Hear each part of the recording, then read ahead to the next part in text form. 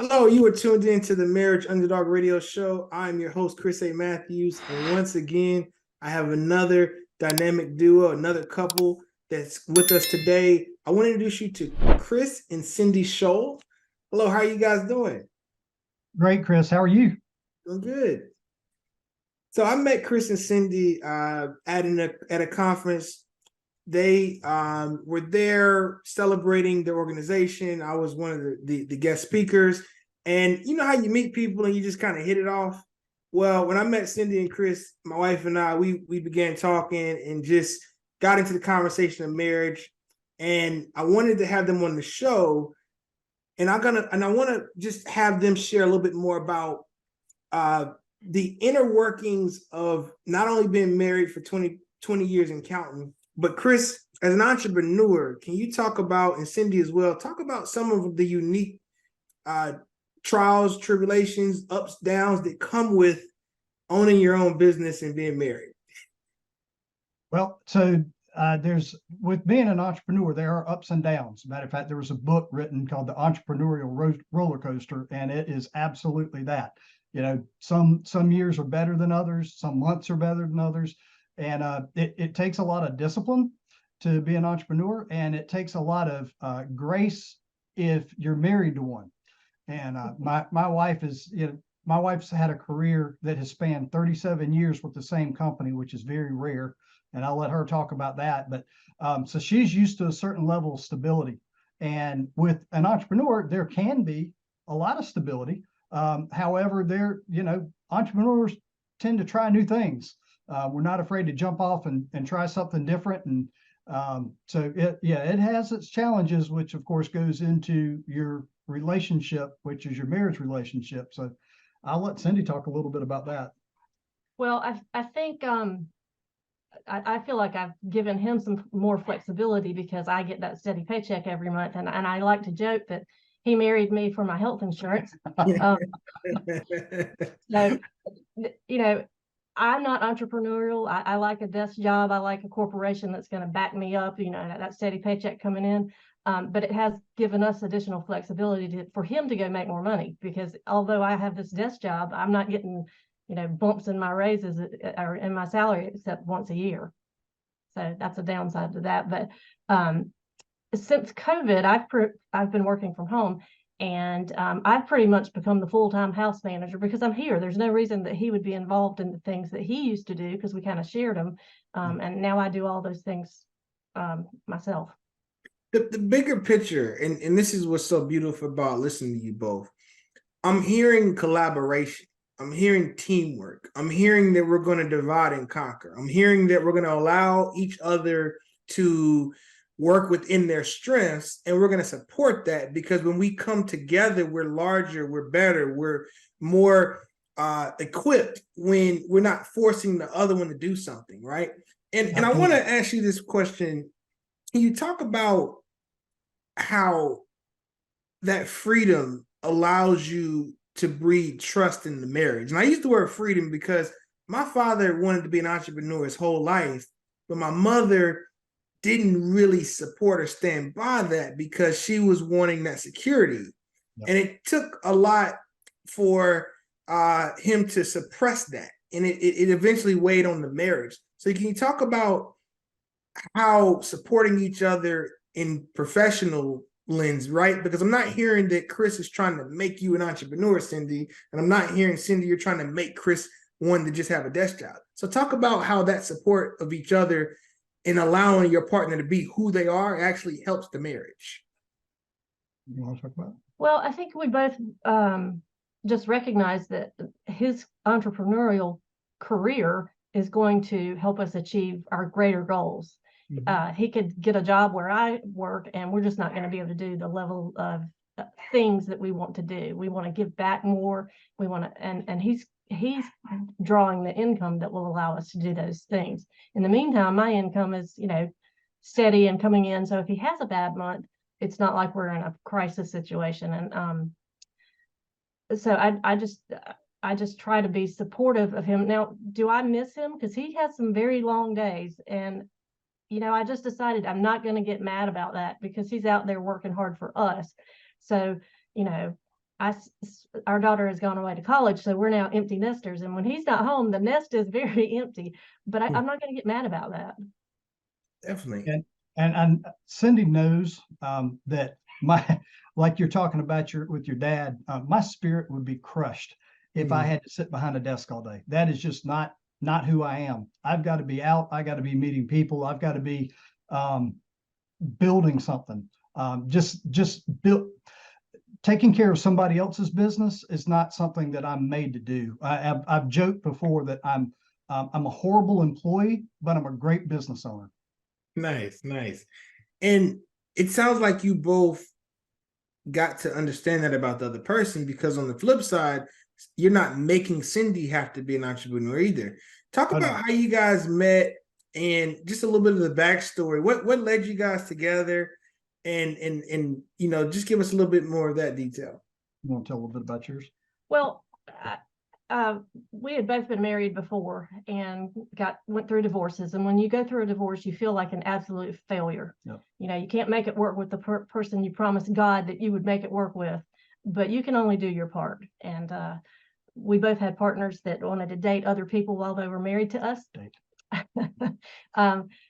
So after I got a divorce, I started going to church with a friend of mine. Divorce doesn't usually lead people to church, but she and I started going to church after her divorce. And the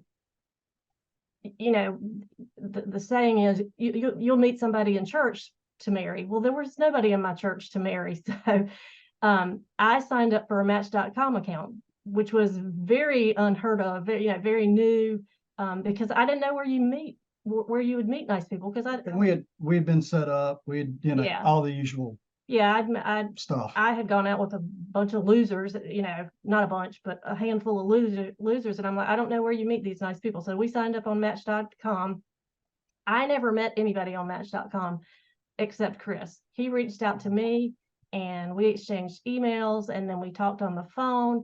And I noticed that he had good grammar in his emails. That was a plus for me. And then when we were supposed to go out on our first date, it snowed.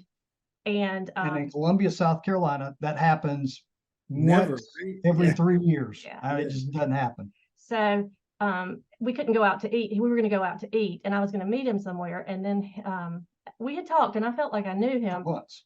Yeah, we talked for a long time. I knew him better than, other people I dated. Anyway, I did all kind of the background checks that you could at the time. She stalked me. I told everybody I knew what I was doing and all the information I knew about him. And he came to my house for our first meeting. Date. Yeah. And when he got ready to leave, he couldn't tell where my driveway was. And so he didn't realize my whole yard was my driveway, and he kept trying to get out. And I didn't even know this. I was just walking around cleaning up, taking care of my dogs. And I look out there, and he's not getting out of my driveway because he's trying to just stay on the path he's on. And I'm thinking, well, you're not staying here tonight, sir. Snow had turned to ice, as it always does. Yeah. So I went out there and told him how to get out of my yard. Nice. I love the story because you both had endured, hardship, pain in a prior relationship. You didn't give up on love, and you sought, Jesus Christ first, right? You seek the kingdom of God first. And the other part of the story, you met online. I met my wife online as well. So I am a big fan of online dating, especially Match, eHarmony. Those sites, they give you so many different type of questionnaires. So as long as you and the person are honest, it tends to work out great. And that's a testimony you both been honest, apparently, because it worked out great. And you look up 20 plus years and you all are still thriving as a couple. When you think about your initial courtship, the transition into marriage, talk about how the entrepreneurial spirit versus the be more at a traditional job spirit from Cyndi. How did that mesh or gel? What were some of the conversations that were had? Because as we know, money, finances can be something that leads couples toward divorce. So talk about you all's conversations and how you made that decision to be supportive of one another. Well, let me tell you this first, Chris. Cyndi and I had both been married to our respective spouses for 7 years, and we got divorced at the same time. I mean, so that, that alone is kind of a little freaky, that the timing was almost the same within a few months of each other. And so when we met, we both had a lot of baggage, needless to say. Neither one of our spouses were good with money. And so I guess we've been dating for about 6 months, 8 months, something like that. And we had the conversation. I said, Cyndi had said literally, "I'll get married again when pigs fly." That was a quote, "when pigs fly." Yeah. So I said to her, I said, "Well, if we continue dating for a while and I'd like to marry you, what would you say to that?" And she said, "No, we'll have to separate. You'll have to go see somebody else because I'm not getting married again." So I set my goal at that point to wear her down, to divide, to conquer at some point in time. And I did. I pulled out all the stops. Cyndi's love language is acts of service. So I did everything I could to serve her. Like, here's a for instance. So because I was entrepreneurial and I was in control of my schedule, Cyndi was 9 to 5. So I asked her, I asked her out one Friday night about going out one Friday night. She said, "I can't." She said, "I've got to cut the grass. I got to walk my dog." And she had a lab that needed to be walked 3 miles. And this is 5 miles. And this was in the summertime. And I don't know, some other random thing, excuses, okay? Just reasons not to go out. So I went to her house. I walked her dog. I cut her grass. I had everything done and had a shower by the time she got home. Wow. No excuses. Let's go out. We when It's dedication.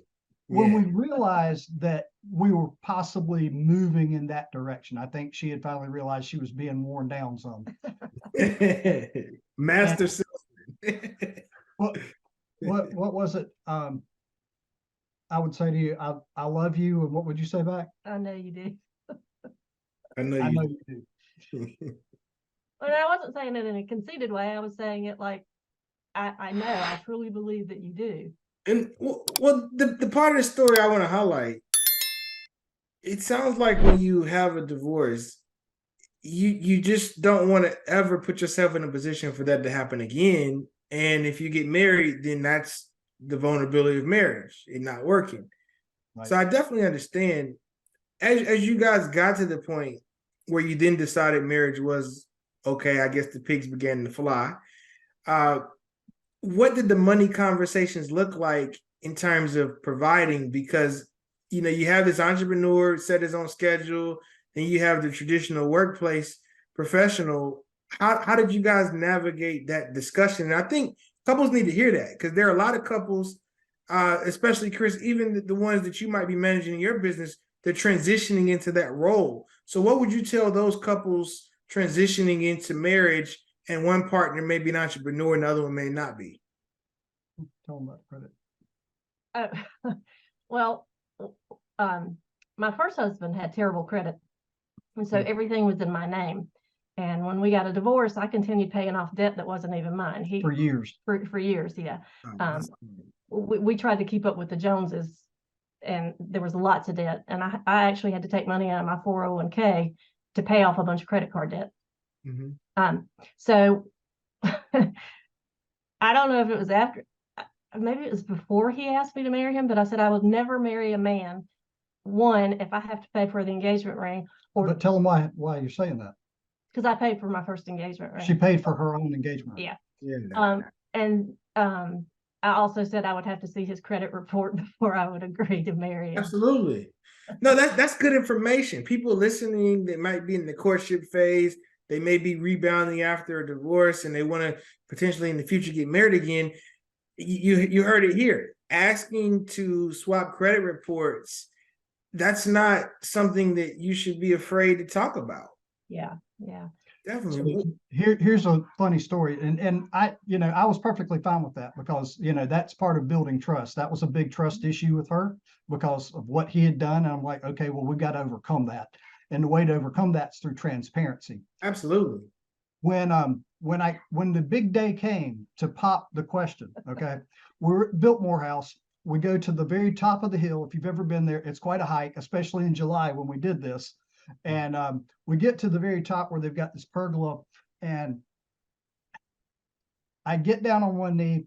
I show her the ring. I ask her to marry me. And I said, he said, and here's the receipt. It's paid for.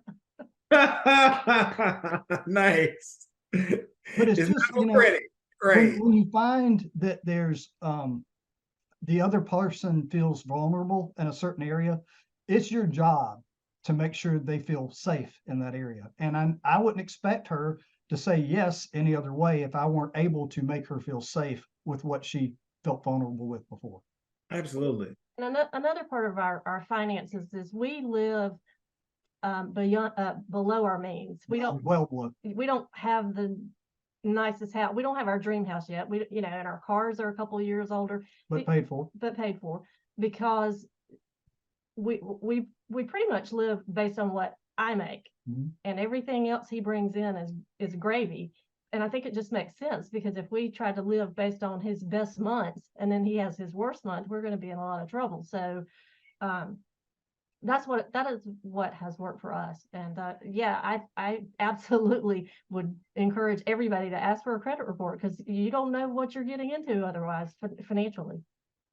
The other part you said, which is important, and I've heard it before, but to hear it from a couple who are living it out and practicing it is special. And that's something I love about these interviews. I heard you say, Cyndi, you live on one income and you live on the W-2 stable income. So anything Chris brings in is extra and additional.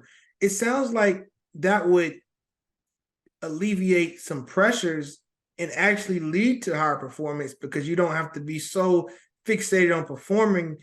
And I want you to talk more about, Chris, your businesses, what you do, and how Cyndi supported your wife with the solid, W-2 income that's the same, supports you to be able to go out and gross what you do. Absolutely. So I have a final expense life insurance business. We do all kinds of life insurance, but we focus on the final expense market, which is age 50 to 85, and funeral planning. And we have some discounts to go along with that. So most of my time is spent with people older than me, which is great, because I love hearing their stories, and I get to pray with them. And it's actually become a ministry for me as well, because, for 22 years, I spent in the real estate field. I was my own broker and agent, and that means I was the one in charge of everything, and learned a lot doing that. And 4 years ago, almost 5 years ago, I answered a call. My best friend in the world is Mr. Tank Black, and he for a year tried to talk to me about looking at this other business, and I kept telling him no. I honestly thought that was something that was beneath me, which is crazy to think now. But I think I'm this hotshot real estate guy. I don't need to look at anything else. But when I saw the money that was there, and I saw how you actually help people, and at the end of the day, that's what I want to do. That's the perfect business. If I can bring someone else, solve a problem for them, pay myself well and pay myself residually, that's the markings of any good business. And at the end of the day, I checked every box with this. And so we've gone full blast into that. I still do a little bit of real estate, not much, but the majority of it's life insurance. And I absolutely love what I do. So Cyndi talks about the long days. I don't have long days. Even though at the end of the day, I might be a little physically tired, I'm never mentally tired, because I love what I do. And that makes me a better person for her, because when I come home and she's tired, I'm still full of energy, which sometimes is good and sometimes is bad. But I'm still ready to go, whatever we want to do. And I after she's spent a whole week in the house, I need to get her out. We need to go do things. So one of the things we've started doing intentionally is making sure we get out of the house for at least a weekend every month, because the same four walls will start swallowing you up if you stay in them all the time. I love that you do a job that is more of a ministry. It's a calling. It's something that's helping people. It generates good revenue as well. And when you have ups and downs or ebbs and flows in that business, it sounds like Cyndi's right there to support you and have your back. And then the other part that you talked about, which is very important, and all those that are listening, I hope you picked up on it. You're intentional about spending quality time together. And you're intentional about doing a getaway or pulling your partner out of the house and changing it up. And I'm hearing that you're constantly dating each other. And that's something that's important. And when you look at the industry you're in too, working with persons that are older, you talked about the stories and being able to pray with people, being able to connect. Cyndi, can you share a little bit about how Chris brings the energy home after a long day and he's still able to be present? What do you think that you do to help him with that, right? Because you as his helpmate, you as his wife, you as his partner, you're doing a lot of lifting too to keep him going. So talk about, what you do. So if you're speaking to the women that are married to an entrepreneur, married to a person that's out in the field and may be working for themselves, what would you say to those women that might be sometimes complaining or a little bit frustrated? Well, one thing I have decided, and I decided a few years ago, I'm not going to keep score. And I think that's worked particularly well with this. Like if I think the trash needs to be taken out, I take the trash out. I don't sit around and steam and stew over why he hasn't taken the trash out. I just do it. And I don't keep score. And I had in the past kept score. Like I'm not touching that trash. It can fall on the ground and I'm not going to touch it. But now I just do those things, and I don't try to, little things that people let get out of control. Like he never changes the toilet paper. Well, just change the toilet paper. It takes a second of my time, and I'm not going to get upset about that. And so I've had to make a decision that I'm not going to get mad about things that don't deserve to get mad about. Household chores. Taking care of the dogs. He's a big help. We have 2 little dogs. I don't know if you can hear them, but they're in the background. He takes care of the dogs. And one thing I try to do, I try to make the house welcoming when he gets home. I try to do the things that he wants to do because he enjoys certain movies that I probably would not watch, action movies and such. And we do that during the week because he wants to wind down. So I try to do things that help him wind down too, Well, and that makes, when she does like that, it makes me seek out more things to do. Like I make sure if I see the trash is full, I go take it out. It doesn't matter that I just got home after working for 10 hours. I see it needs to be done. I just get it done. And one of the things we've always been good with is if we see something that needs to be done around the house, we just do it. It's not, that's her job, that's my job. We just get it done. Yeah. Because at the end of the day, it's our job. Right. I'm listening to you speak, and something that Cyndi said that was so important. She said, "Don't keep score," and that's really critical for people that are married, especially if you're in the earlier seasons of your marriage, within the first 7 to 8 years. The "don't keep score" part hits home because it sounds like in order to not keep score, you have to see your partner as an extension of you. Yeah. If Chris is out there working on a 10-hour day and you come home after work as well and you're tired, that he's still trying to burn the oil a little bit further, but it's not just for him, it's for both of you. Yeah. So taking that trash out is not like about pride, right? It sounds like you're understanding that he wants to be there, and when he does see the trash, he will take it out. But there's a teamwork there. How did you guys get to that, right? Like, I want you to talk to couples because I'm sure it was a process. How did we get to that? Like, how did you get to that point to be able to have that level of emotional intelligence to understand that when you do something for your partner, you're really doing it for you too? We've read a lot of books about how to make your marriage strong, and I can't recall the book I found that particular piece of advice in, but stop keeping scores, and that helped, the marriage books that we've read. And we've both been intentional about trying to strengthen our marriage, but it probably didn't really it's always been, I considered it pretty strong after about year 8. Yeah. And here's why. I think we both always felt like the other shoe was going to drop and the other one was going to leave until after we got past how long our previous marriages had lasted. And one of the things that really changed was I've got a good spiritual mentor of mine, Mr. Perry Bowers, who we were having lunch one day, and he said, "Chris, do you pray with your wife?" I said, "No, I pray for my wife." He said, "Why don't you pray with your wife?" I said, I don't know. He said, "Does your wife ever get mad at you?" I said, "Oh yeah." "Do you ever get mad at your wife?" "Oh yeah." He said, "Try praying with them and see how mad you both get at each other." I went, that's worth a try. And I think after that, we really started understanding why it was important to put God at the center and not ourselves. And when you die to self, that's when you're putting him first. Amen. That's special. One of the things you both said I want to highlight, Cyndi, you talked about books. And when I hear you mention books, that means that there had to have been a level of intentionality. You became a student of marriage. You didn't just allow it to magically happen, because it doesn't. You put intent and thought behind, how can I learn? How can I grow to be a better spouse? Chris, I'm hearing you say something too that I want to highlight: mentor. Everyone listening, you should have people in your circle, in your corner, who've also been married and they're in a happy marriage now, because they can give you the cheat code. They can tell you some of the things to be mindful of so you don't have to make the same mistakes they made. And it sounds like your mentor was there to give you a valuable piece of information. And the research stands behind it.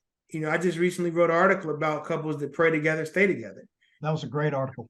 Thank you. And a lot of the article came from research. It wasn't just interpretation of what I thought. It was actual quantifiable data, information, peer review research that indicated, based across different nationality, different religious groups, affiliate groups as well, that couples that pray together stay together. And I'm so glad that you guys mentioned that. As we land the plane on this time we've had together, what are just some, I just like to open it up. Like, if you had to give a couple pieces of information, you've dropped some dimes already, but what would you say to the younger self when you look back, maybe in that first couple years, something that you didn't know now, that you didn't know then, that you know now, to help those couples that might be in a tough season because they're just starting to get going? What would you say to those couples if you were actually speaking to yourself as well? I would say it's not a battle of you against him. It's a battle against the two of you, against the devil. And if you want to keep the devil out of your relationship, you need to have God in it.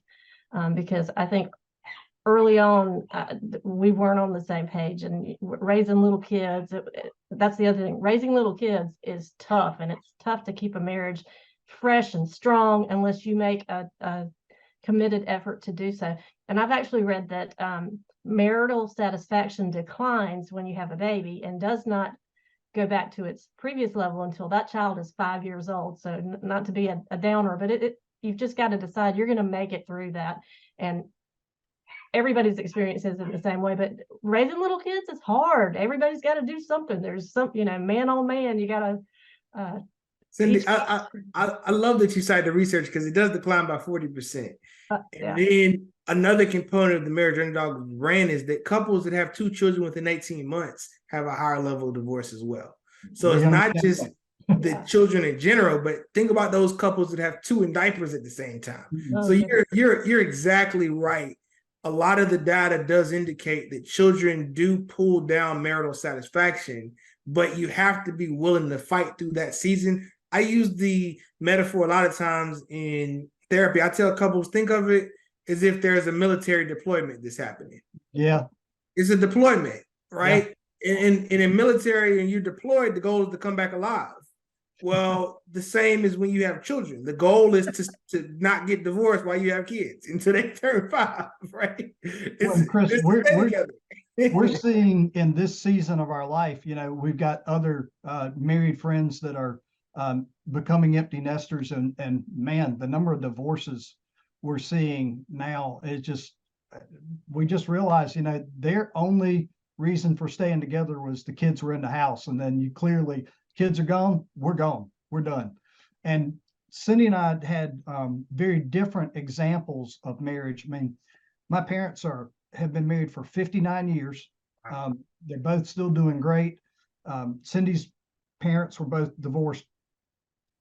My mom was divorced 3 times. My dad remarried, and his wife passed away, but not examples of how I would want a marriage to be. And that was another challenge for me, is I had no example to fall back on. So another reason I started reading and trying to get better information, because I knew I didn't want my dad's marriage wasn't really good. So I didn't want that relationship either. Yeah. And I mean, my parents had a very loving home for us, but they also, my mom told me early on, said, you keep God at the center of your marriage. That'll sustain you through everything. If you'll just remember, your covenant was with him first, her second. And I'm like, don't want to disappoint him. Amen. And I love that you're bringing God into the conversation, because when you think about what it represents, when you look at, I think 2 Corinthians, there's the famous passage most people are familiar with, where it kind of defines what love is, right? The kind, love is patient, slow to anger, all these different traits. When we practice those traits, and even if we sometimes slip up, we go back to a template that we can follow. It gives us instructions. And I think for me, to your point, when you talk about honoring God, the scripture that talks about husbands loving their wives like Christ loved the church. Yep. And when my wife and I first met, she was blown away by my confidence. She thought it was arrogance and cockiness, but as she got to know me, she was like, "No, you're just confident." And I told her, I asked her, I said, "Well, what made you decipher between the two? Like, how did you realize I was confident and not cocky?" She said, "Because the same way you loved yourself, you also showed me that love too." And she said, "That's when I realized it was confidence, because you love me the same way you love yourself." And I wanted to share that because as I hear you guys talk about supporting one another, whether it be economically, whether it be as you guys enter this new season as empty nesters, you're not talking with the language of I'm constantly hearing we. And that is just so powerful. And I just wanted to share that with you guys. Well, God calls on us to die to self. And it took me a long time to figure out what that meant. And what that meant was, how can I serve her? Don't worry about yourself. It'll get taken care of. And that has been the case. I mean, Cyndi puts me first all the time. And it's almost like we try to outdo each other, putting the other one first. And Chris, I've been privy to learn a lot about your business success. And your business success is an indication of 2 things. One, your marital success, because you have a partner that you're, hand in hand with, and you're learning how to serve them. And then 2, obviously more so, if I was to put this first, but God. And, the thing that I'm hearing you say is that those 2 principles, your relationship with God, the relationship with your wife, they play into how you build relationships with your clients. Absolutely. And we've had such a great example with Dell and Cynthia Hawkins with that as well, being in business together for I think 20, 30 years or so. No, they've been married 40. Yeah, 40. Okay, 40. And just when you see that and you go, okay, this particular business clearly makes it where a married couple can work together and grow together, where I see so many other businesses, real estate in particular, where I see so many divorces because it's singular. It's all about me, my, and I, where this is not. And if you're not a caring individual, you don't go out every day looking to help somebody and make that profit if you're looking just at yourself, if you're looking at them as a paycheck. And I've never done that. But one of the reasons I've never had to is because I didn't worry about whether the lights were going to be turned off either. So right. She's my super weapon, my secret weapon. In that part, I definitely am so glad that you're sharing the system, because if you're an entrepreneur, it's so easy to want your partner to be one with you. Mm.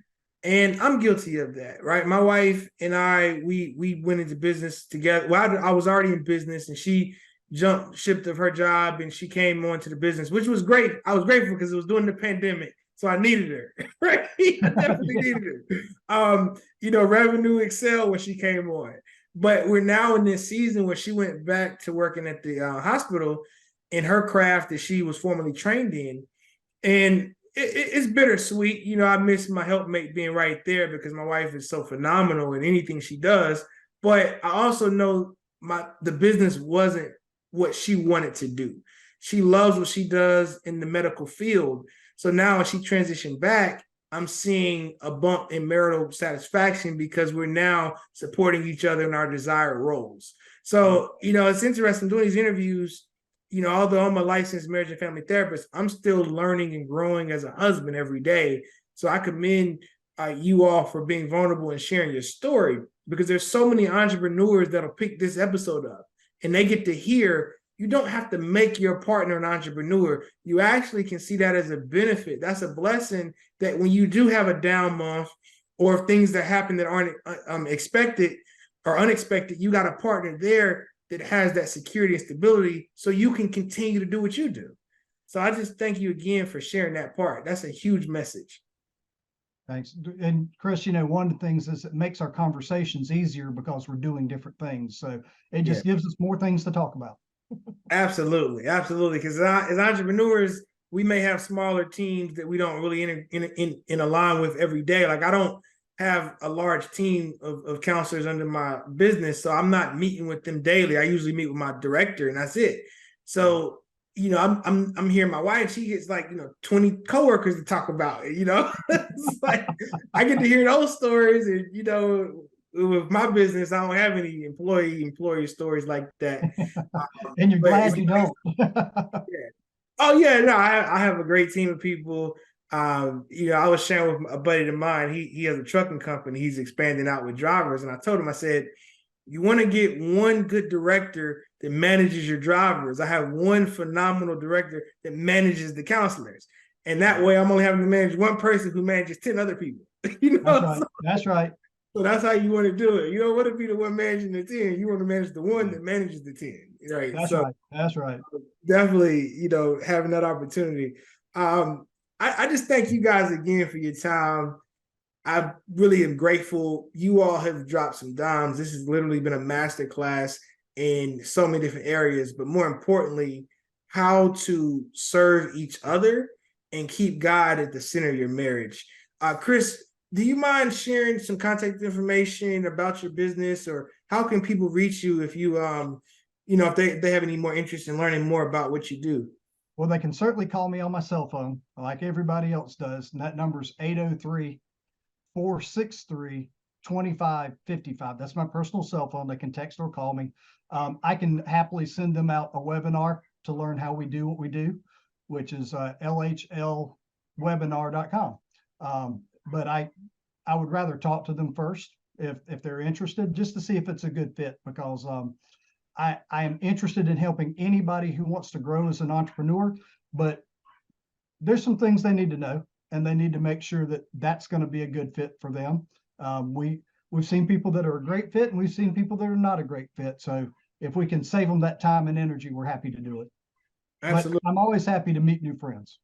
Definitely. So if you're listening, you're interested in inquiring about a different business opportunity, Chris is your guy. Also, if you're in the market for any type of insurance for life insurance or what have you, he's also your guy as well. And we'll make sure we put the information in the show notes as well. Cyndi, Chris, it's been a pleasure. Thank you so much for giving your evening time to be with me on this episode. And for those that are listening, I'm your host, Chris A. Matthews. You've been listening to the Marriage Underdog Radio Show podcast. We drop a new episode every Tuesday on Spotify, Apple Podcasts, and YouTube. And once again, I just want to thank my amazing guests for their time. And we look forward to reading your reviews, comments, and likes on the episode. Thank you, guys. Thank you. Thank you.